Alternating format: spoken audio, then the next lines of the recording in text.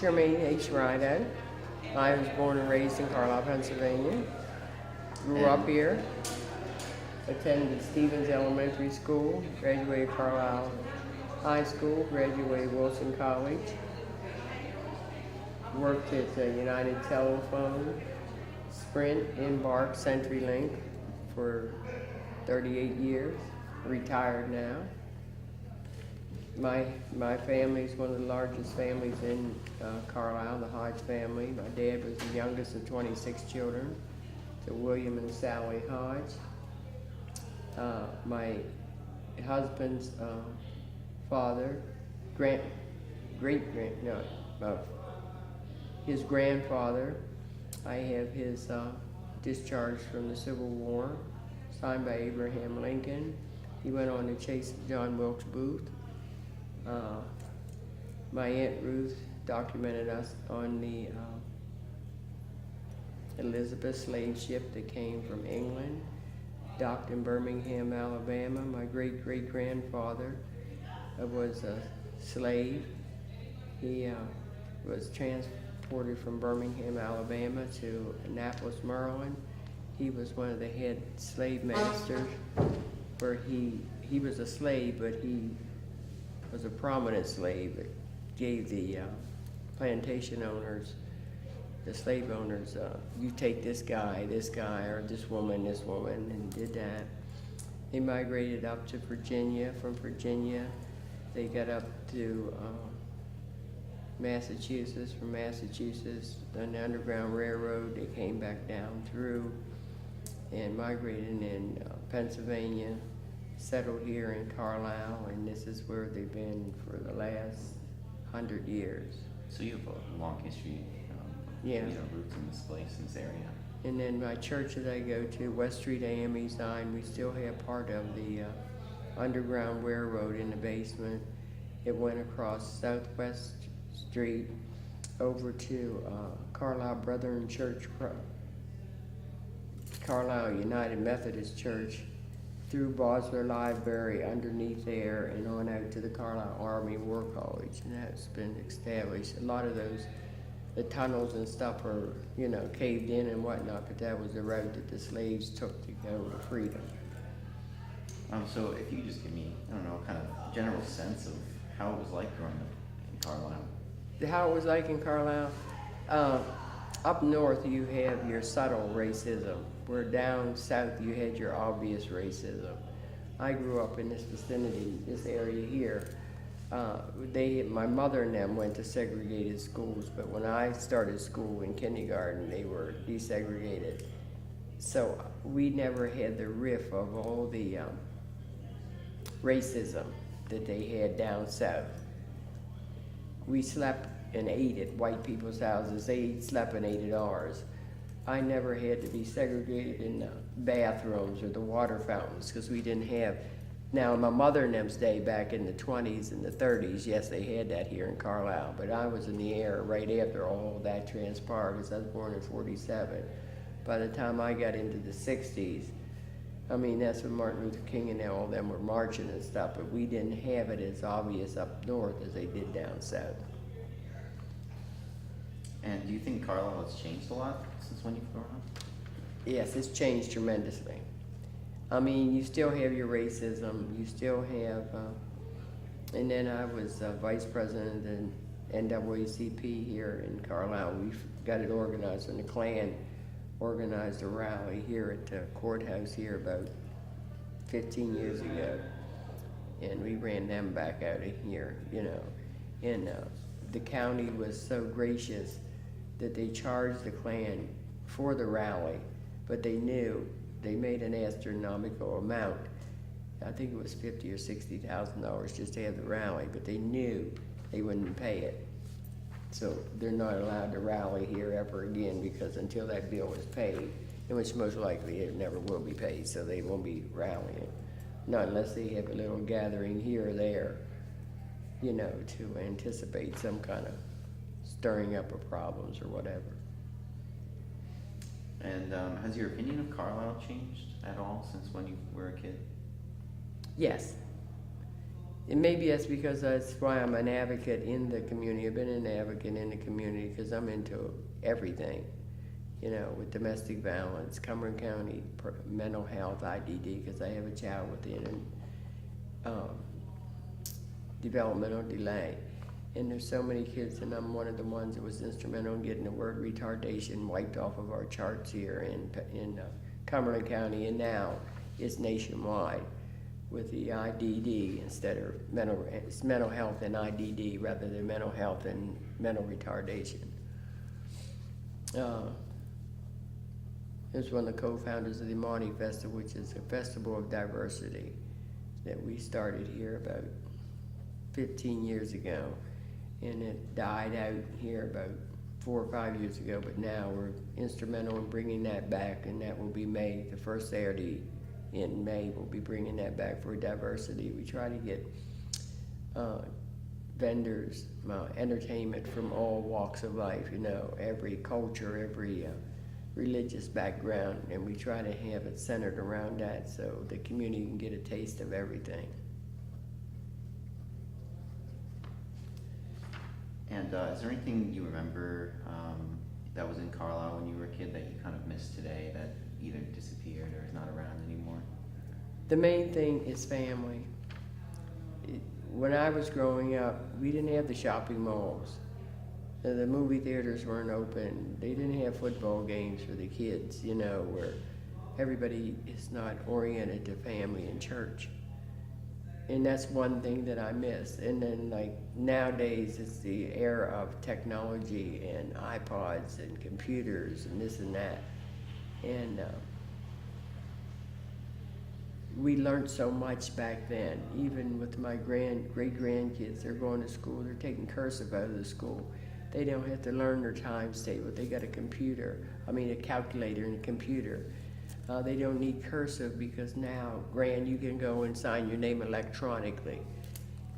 That bothers me, and we have a coalition which we're starting now. It's going to be called the NOAA Project, and that's another initiative that I'm getting into to try to bring all that back to the schools, because someday, even right now, as you're writing now, you can't do all that electronically. I mean, you'll get married someday. You have to sign a marriage contract. You'll buy a house. You have to sign the contracts for the deeds to the house. You go to the doctor's office. You have to sign permission for you. It's not done electronically. You have to do that. And with the kids, even when you go with all these young kids in the stores, you give them a $10 bill, and I'm going to get $1.32 back. The machine tells you that. They're in there. Is that 3/4, ma'am, or 4/4?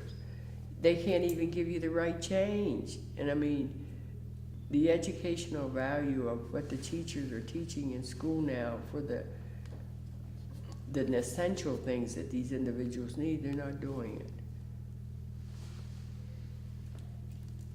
And what did you do for fun when you were a kid? And is there any place you remember specifically where you either hung out? I remember we went over to the Historical Society, looked at some newspaper clippings. There were talks of the YMCA that people hung out at. We had the POW building. It was the Police Athletic League. We went there. We did karate. They did dancing. We had a place to go every night. For fun, we had Cave Hill, which is out at the end of Pitt Street. We would go swimming out there in the lake, and we didn't have to go to a swimming pool. Right down the street here, where the senior citizens centers are, the 1 West Penn and 2 West Penn. I lived at the other end of Fairground, and Maslin's was right there. We would build forts out of cardboard from all the carpet and stuff that they would throw away. We used to make our money. We had a salvage yard that was over on Lincoln Street, where we'd walk up and down the railroad tracks and get all kinds of scrap that fell off the trains. We had a mint when we was younger. The kids nowadays wouldn't do stuff like that. I mean, that's how we got our money to go to the movies and do things, you know. And Mexico Hill was what that was called. In the wintertime, we would sled down the hill because it was huge. It was a big hill. But now all that's leveled out and they built these buildings and all that. But the kids now, they have nothing to do but sit at home on their iPods, their iPhones, and just text, video games. Like my 4-year-old, she has to have glasses now because she's constantly on her tablet and watching cartoons and this and that. We didn't have all that back in our day. We were outside having fun. Do you think there's less to do in the town today for young For people? children, yeah, for kids there is. They don't try to get them engaged in different projects. I know we have the YMCA and the YWCA, but they don't have the necessary programs there that's going to keep the kids interested. Like the Y, you can go there and swim, or you can go there and play basketball. Anybody could do that. You walk in. They don't have anything that's going to engage their minds, like leadership programs and, you know, discipline and stuff like that. They don't have that kind of thing. And a lot of parents use the YW and the YMCA now. See ya. I'll come back and get you. They don't care what their kid's doing as long as they're out of their hair. They're there playing basketball or swimming or whatever, you know, and it's sad.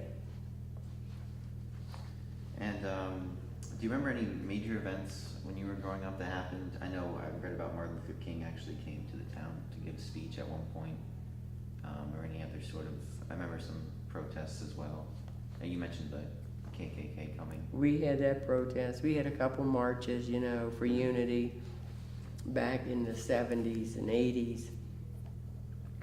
They had some hate crimes. They said the one hate crime was the Woolsworth building where the POW was, because blacks went there and it burnt to the ground many, many years ago. And a lot of the jobs here, and mostly back in the day when my mother and them was all coming up, most of the blacks worked in kitchens or cleaning houses or, you know, lawn work or this type of thing back in my day. You never heard of anybody saying they was working for this company or they was a lawyer or a doctor. It was all domestic type work back in my days. And then that's when it geared me up. I'm not going that route, you know, when I get older.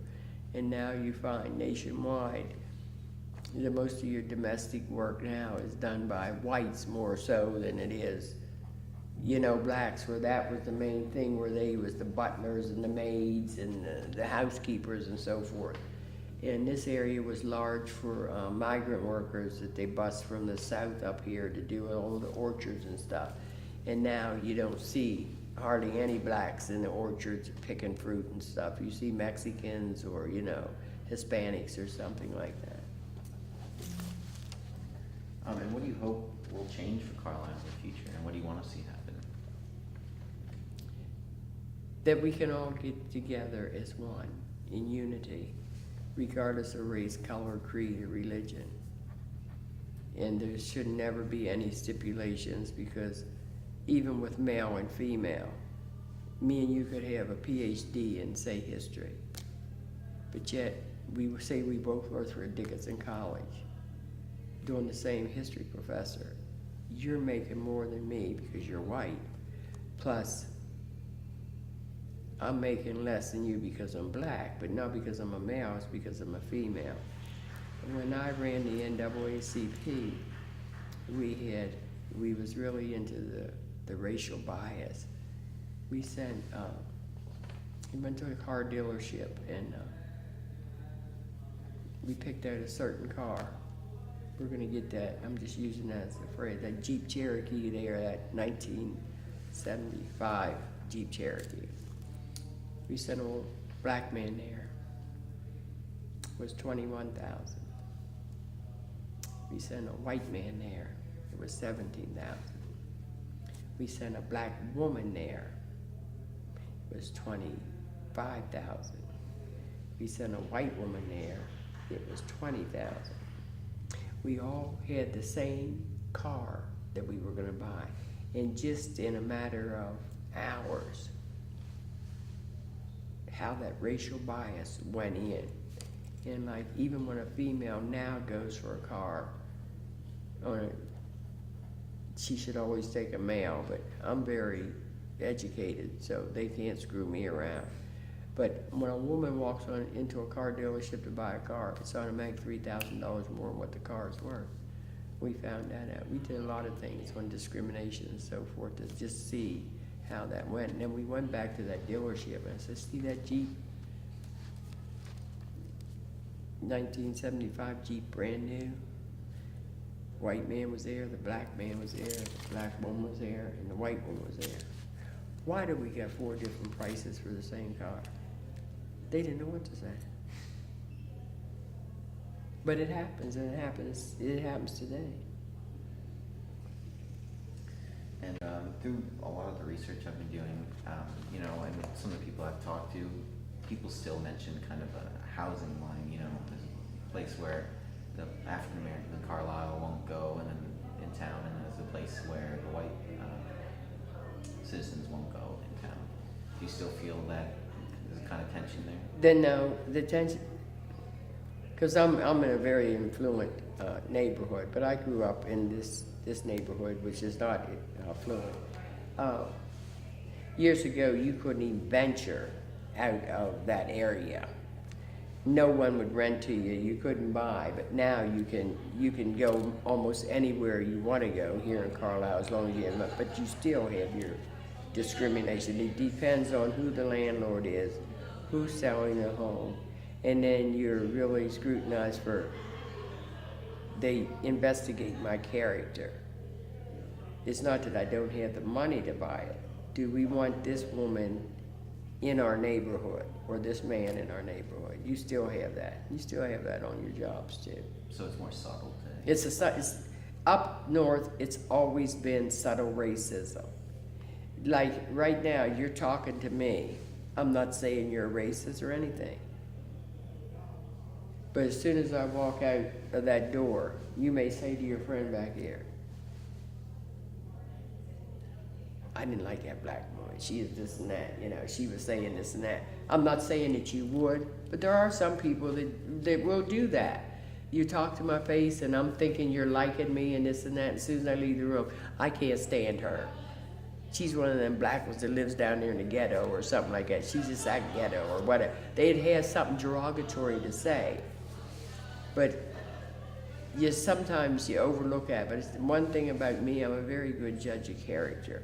So I know what they're feeling about me before they even realize what they're feeling about. I know if someone likes me or they don't like my religion or my color or whatever. It's obvious in the way they present themselves. And just final question, just because I'm at the college, you know, I'm curious, what is your sense of the college, and has your sense of the college changed over time? Yes, it has, dramatically. When I was growing up, Dickinson was all white. Then gradually then it went to the Orientals, because I think the Oriental group is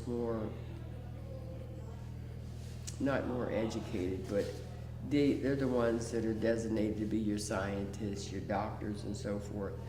And they help with Dickinson, bringing another different culture to Dickinson.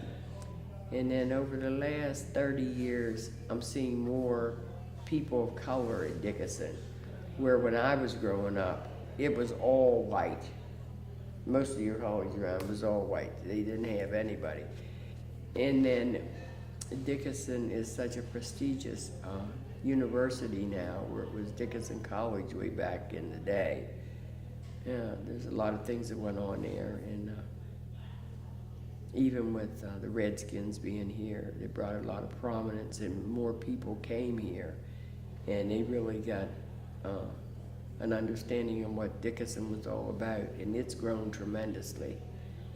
You know, I've known a couple of the deans that's been up here and so forth, and the presidents, you know, because we meet with the community. Dickinson has gotten more engaged in the community and in the lives and the diversity of the community. And this is kind of just actually a personal question for me. I'm curious, the college, I've talked to the president actually, and he talked about integration and diversity and that sort of thing. And he told me, Dickinson, I think, has the numbers for diversity. We have very diverse student body, but the issue now is integrating everyone. Yeah. And I was wondering if you could speak to that, you know, if you have any ideas. You know, even today, there's a section of the CAF where, you know, the African American people sit and the white people Right. sit, you know, it's... And you've always had that. And you're always gonna have that. The most segregated institution in the United States of America is right here in the church, where you have the white church and the black church.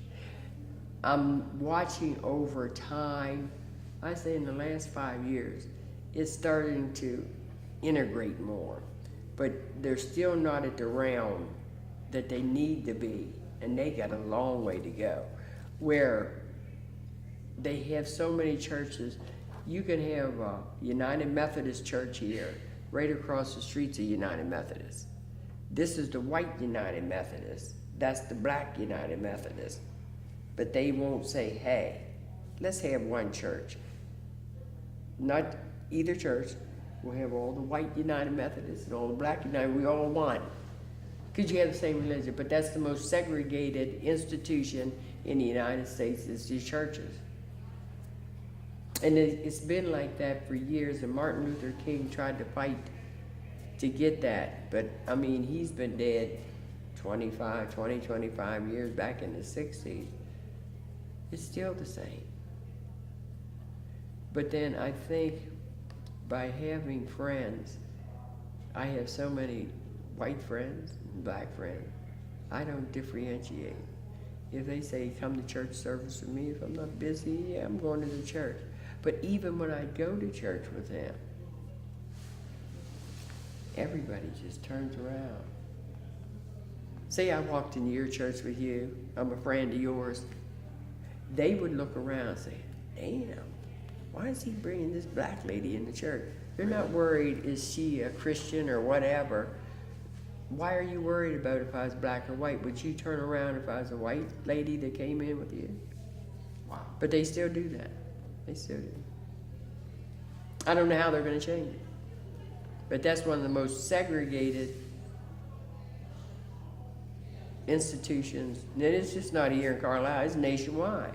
Even from where you come from. When you went to church, was there a whole bunch of black people in the church? I actually didn't go to church when I was Oh, or even if your parents went. Yeah. But that's one of the most segregated institutions, and it's been going on for years, way back in slavery time on up. And I think that's why the blacks, they knew they couldn't go to their church. That's why they divided and went into their own branches, different churches like the Baptists and the AME Zines and this and that, just so they would have a place to worship. And then it just stayed like that, you know. All right, well, that's all the questions I have. All right. Do you have any questions for me or anything else you want to say? No, I'd just like to see your work when it's done. Yeah. You know, your thesis or whatever you're working on. Yeah, I can get in touch and Okay, send it to you. all right. Or lady, you know the lady that, Yeah. cause she's up there at, no, is she at Dickinson? She's at one of the colleges. She's at Elizabethtown or, Mm-hmm. yeah, I know her too. Okay. It's truly been a pleasure, young man. Thank you very much. But Carlisle has a lot of history. A whole lot.